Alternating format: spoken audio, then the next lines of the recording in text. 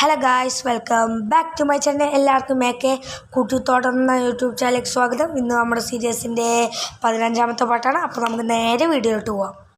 ഒന്നാമത്തെ ടിപ്പെന്ന് പറയും, നിങ്ങൾ എപ്സം സോൾട്ട് 1 ടീസ്പൂൺ 1 ലിറ്റർ വെള്ളത്തിൽ കലക്കി എല്ലാ പ്ലാന്റ്സിനും മാസത്തിലൊരിക്കൽ സ്പ്രേ ചെയ്ത് കൊടുക്കുക. അത് ഗ്രീനറായിട്ടുള്ള ലീവ്സ് ഉണ്ടാവാൻ വേണ്ടി നല്ലതാണ്.